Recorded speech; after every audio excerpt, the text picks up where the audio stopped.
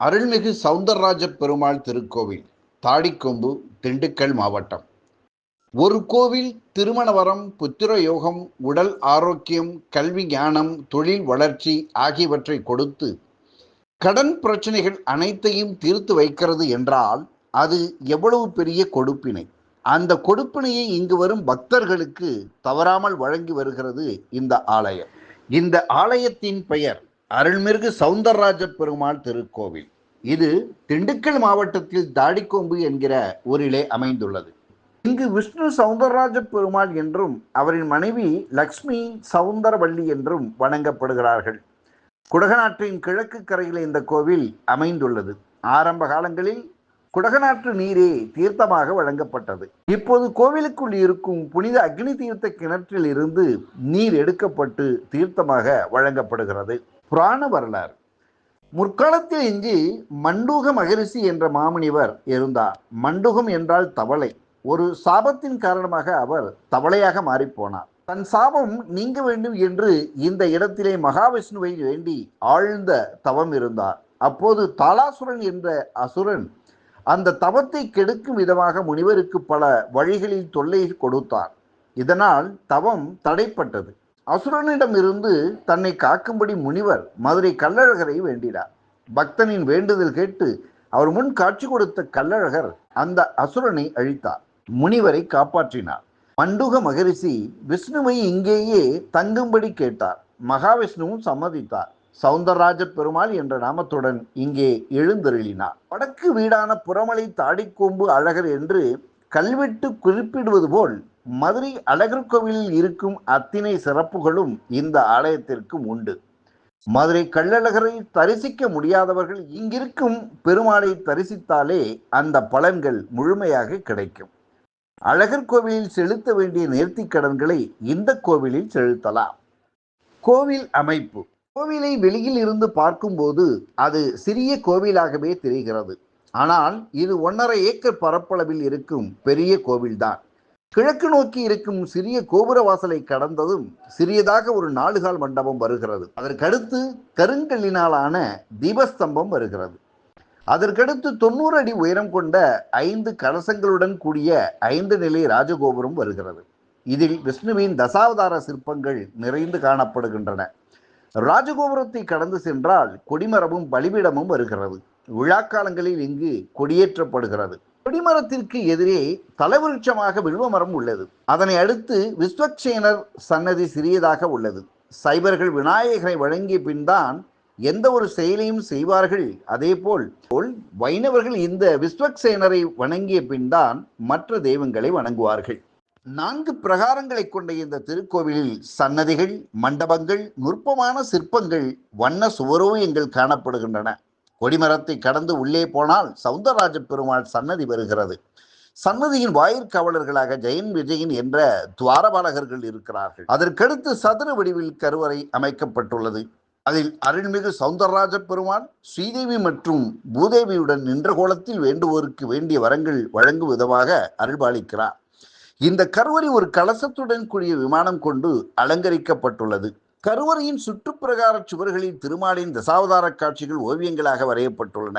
மூலவருக்கு எதிரே கருடாழ்வார் எழுந்தருளியுள்ளார். கருட வாகன தரிசனம் நமது அனைத்து பாவங்களையும் தீர்க்கும் என்பது பக்தர்களின் அசைக்க முடியாத நம்பிக்கை. திருக்கோயில் பிரகாரத்தின் தென்புறத்தில் அருள்மிகு கல்யாண சௌந்தரவள்ளி தாயார் சன்னதி உள்ளது.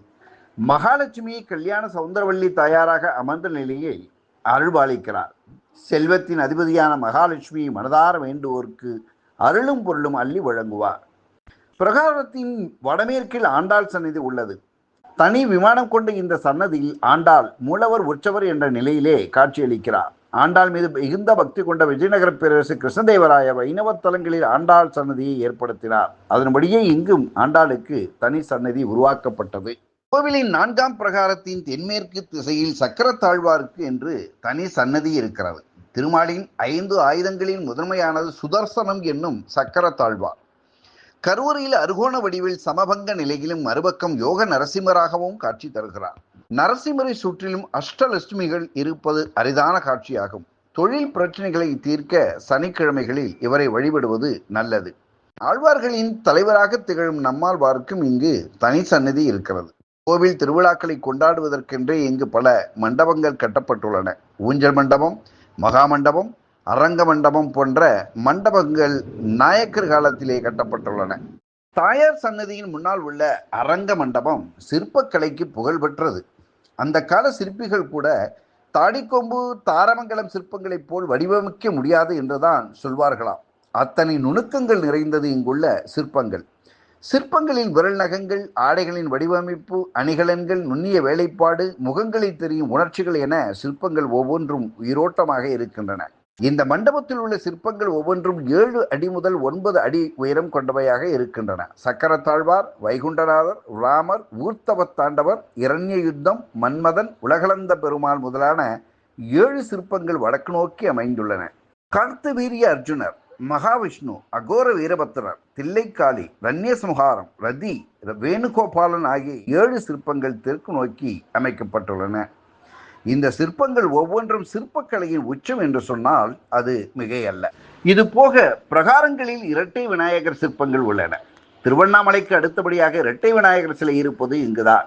இதில் ஒரு விநாயகரை ஆனந்த விநாயகர் என்றும் மற்றொருவரை விக்னம் தீர்க்கும் விநாயகர் என்றும் அழைக்கிறார்கள். கலைமகளின் குருவான ஹயக்ரீவர் திருமால் அவதாரங்களில் ஒருவர். கல்வி ஞானம் தருபவர்.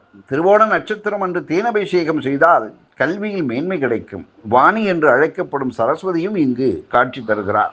மருத்துவ கடவுளாக போற்றப்படும் தன்வந்திரி இங்கு காட்சி தருகிறார். அமாவாசை அன்று மூலிகை தைலாபிஷேகம், மூலிகை லேகியம் படைத்து தன்வந்திரிக்கு பூஜை நடைபெறுகிறது.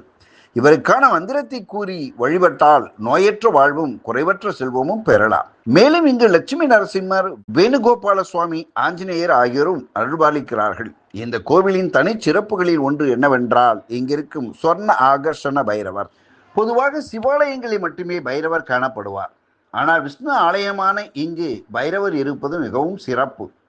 இழந்த சொத்துக்களை திரும்ப பெறவும், பொருளாதார சிக்கல்கள் நீங்கவும், வழக்குகளில் வெற்றி பெறவும், சனீஸ்வரனால் ஏற்படும் கஷ்டங்களில் இருந்து விடுபடவும் இந்த பைரவர் அருள் புரிகிறார். அதனால்தான் இவருக்கு ஸ்வர்ண ஆகர்ஷண பைரவர் என்று பெயர்.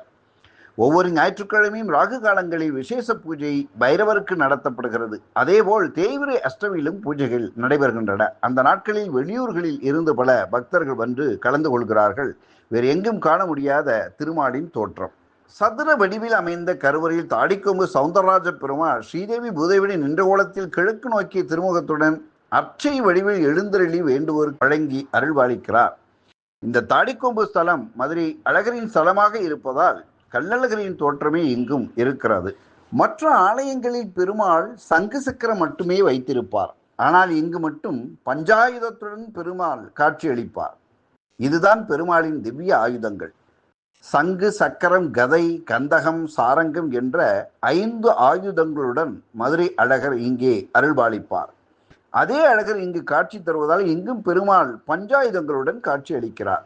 வலதுகையில் சக்கரம், இடதுகையில் சங்கம் என்கிற பாஞ்சசன்யம், தோளில் சாய்ந்திருக்கும் சாரங்கம், இடுப்பில் நந்தகம் என்கிற கத்தி, இதோடு கதை என்கிற 5 ஆயுதங்களுடன் இருப்பதால் இவருக்கு பஞ்சாயுதபாணி மூர்த்தி என்ற பெயரும் உண்டு. இது இந்த ஆலயத்தின் தனிச்சிறப்பு. பொதுவாக சக்கரத்தாழ்வாரை எல்லா பெருமாள் கோயில்களிலும் காணலாம். ஆனால் சுமார் 9 அடி உயரத்தில் கலைச்சிற்ப உருவத்தில் இருப்பது இங்கு மட்டும்தான். 16 கைகள் கொடுத்து அதில் ஒவ்வொன்றிலும் ஆயுதம் ஏந்திய வண்ணம் பிரம்மாண்டமான சக்கரத்தாழ்வாரை இவ்வளவு தெளிவாக வேறு எங்கும் நீங்கள் காண முடியாது. அதற்கு எதிரே கார்த்தவீரிய அர்ஜுனர் சிற்பம் இருக்கிறது. இவர் பெருமாளின் சுதர்சன சக்கரம். அவரின் ஆணையின் பெயரில் கார்த்தவீரிய அர்ஜுனராக பிறந்தார். இவரை பற்றி ஸ்லோகங்கள் உண்டு. இவருக்கென்று தனி சிற்பம் எங்குமே கிடையாது. இவரது சக்தி என்னவென்றால் காணாமல் போன பொருட்கள், திருடுபோன பொருட்கள் இவற்றை வேண்டினால் உடனே கிடைக்கும். இவரது உருவம் தாடிக்கொம்பில் மட்டுமே உள்ளது. அதே போன்று ஸ்ரீராமரை ஹனுமான் தோளில் தூக்கி வைத்திருக்கும் சிற்பம் சிறப்பு மிக்கது. இந்த காட்சி பல கோவில்களில் ஓவியமாக பார்த்திருப்போம். உற்சவமூர்த்தியாக வாகன புறப்பாடுகளை மட்டுமே பார்த்திருப்போம். அதை சிற்பமாக இங்கே வடித்திருக்கிறார்கள். இதில் ஆஞ்சநேயர் புன்னகை பூத்த கோலத்திலே இருக்கிறார்கள். ஆஞ்சநேயரை இப்படி சிரித்த கோலத்திலே பார்ப்பது அரிதிலும் அரிது. இங்கு அகோர வீரபத்திரர், தில்லைக்காடி சிற்பங்களும் உண்டு. பொதுவாக சைவ கோவில்களில் காணப்படும் இந்த விக்கிரகங்கள் இங்கு உண்டு. தில்லைக்காளி பார்வதியின் அம்சம். நடராஜரிடம் நடன போட்டிகள் தோற்றுவிட்ட காரணத்தினால் சோகமாக இருப்பது போல் முகம் வடிவமைக்கப்பட்டுள்ளது. இவருக்கு எதிரே இருக்கும் நடராஜரின் சிற்பம் அவர் நடனப் போட்டியில் ஜெயித்து விட்டதால் பெருமிதத்துடன் இருப்பது போல் வடிவமைக்கப்பட்டுள்ளது தனிச்சிறப்பு. இங்கிருக்கும் 14 சிற்பங்களில் அதிக வேலைப்பாடு கொண்டது ரண்யசமுகாரம் தான். வாய்ப்பகுதி ஒவ்வொரு பல்லின் இடைவெளி விட்டு மிக நேர்த்தியாக வடிவமைக்கப்பட்டுள்ளது. ரதிமன்மதன் சிற்பங்களும் தமிழகத்தின் 4 இடங்களில் மட்டுமே உள்ளன. அதிலும் தாடிக்கொம்பு சிற்பங்கள் அதிக வேலைப்பாடுகளுடன் கூடிய நேர்த்தியான சிற்பங்களாகும். ரதி அன்னப்பறவையின் இறகுகள் ஒவ்வொன்றும் பிரமாதமாக செதுக்கப்பட்டுள்ளன. வேணுகோபாலன் சிற்பத்தில் புல்லாங்குழல் ஊதும் விதமாக உதட்டை குவித்து வைத்திருப்பது சிற்பியின் திறமையை காட்டுகிறது. அதேபோல் உலகளந்த பெருமாள் சிற்பத்திலும் அணிகலன்கள் நேர்த்தியாக செதுக்கப்பட்டுள்ளன.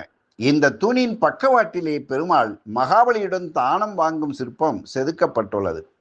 இந்த சிற்பமும் வேறு எங்கும் காண முடியாத, இங்கு மட்டுமே காணக்கூடிய ஒன்று. இப்படி பல அற்புதமான சிறப்பு அம்சங்களின் அழகையும் நேர்த்தியையும் உணர்வுகளையும் காண தாடிக்கொம்பு பெருமாள் கோவிலுக்கு வாருங்கள்.